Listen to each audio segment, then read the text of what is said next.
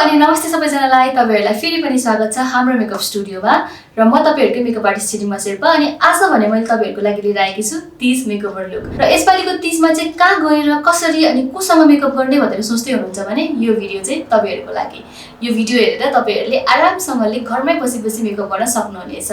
र भिडियोलाई अन्तिमसम्म हेरेर साथ दिनु होला अनि don't forget to like share and subscribe हाम्रो मेकअप स्टुडियो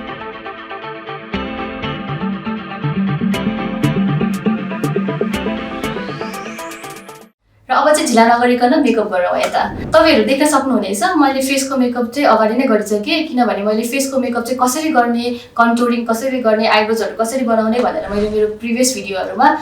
धेरै चोटी भनिसकेको छु यदि तपाईहरु हेर्न चाहनुहुन्छ भने मेरो अगाडिको भिडियोहरु गएर चेक गर्न सक्नुहुनेछ र आज भने डाइरेक्ट आई मेकअप लुक तिर जाउँ यता र आई मेकअपको लागि चाहिँ I am gonna conceal my eyes यो सिफोराको कन्सिलरले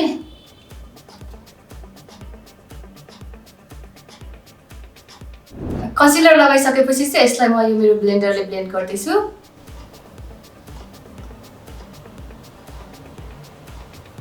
र अब चाहिँ कन्सिलरलाई मैले मेरो यो पाउडरले सेट गर्दै छु यो पाउडर चाहिँ आरसिएमएको ट्रान्सलुसेन्ट पाउडर हो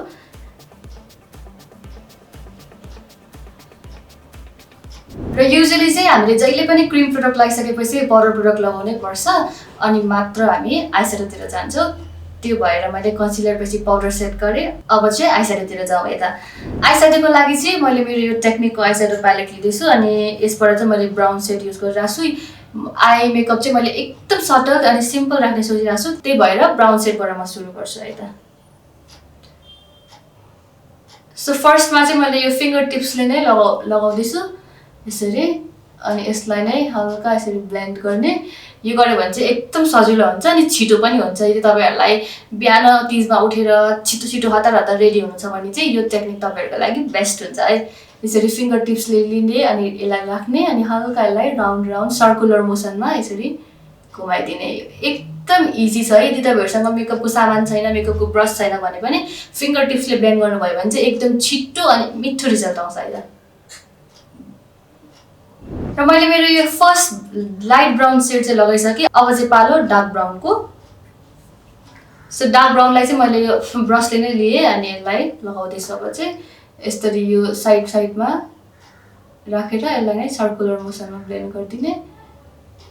धेरै एफर्ट केही लाउनु पर्दैन एकदम इजी छ मैले हरेक भिडियोमा भनिरहेको हुन्छु आई मेकअप गर्दाखेरि ब्रशलाई एकदम लाइट चलाउनु पर्छ भनेर सो तपाईहरुले यो टेक्निक चाहिँ युज गर्न थाल्नु भयो भने तपाईहरुलाई आई मेकअप गर्नलाई एकदम इजी हुन्छ सो मैले चाहिँ मेरो आई मेकअपलाई ड्रामेटिक नगरिकन सिम्पली राख्ने निर्णय गरे सो त्यही भएर मैले यो लाइट र डार्क ब्राउन शेड दुईटा मात्रै युज गरे अब यसमा नै मैले ब्राउन शेडको सिमर एड गर्न लागिरहेको छु यसलाई पनि मैले मेरो फिंगर टिप्सले नै लिएर यसरी यो आईबलमा ठक्कसँगले राखिदिदै छु र सिमर लगाइसकेपछि चाहिँ अब लोअर ल्यास लाइनको पालो अनि त्यसमा पनि मैले सेम शेडहरु लगाएर नै ब्लेन्ड गर्छु र यसको लागि चाहिँ फर्स्टमा डार्क ब्राउन शेडले यसरी ब्लेन्ड गर्दिने यहाँदेखि राखेर यो आउटर कर्नरबाट इनर कर्नरतिर तान्दै लाने थोरै हल्का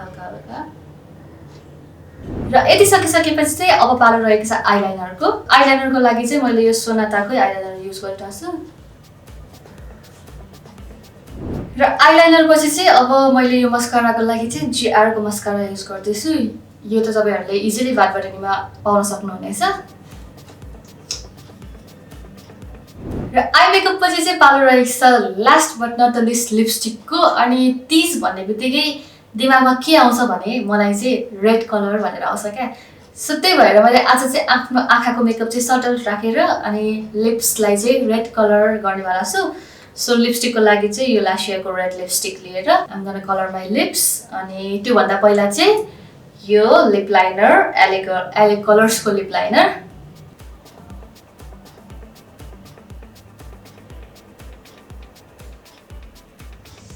लिपस्टिक लगाइसकेपछि चाहिँ अब पालो हाइलाइटरको यो चाहिँ एकदम मेरो फेभरेट पार्ट हो मेकअपको लास्टमा यसरी टल्काउनुको लागि साइनी तपाईको फेसमा मेकअप साइन एकदम धेरै राम्रो आउँछ हाइलाइटरले चाहिँ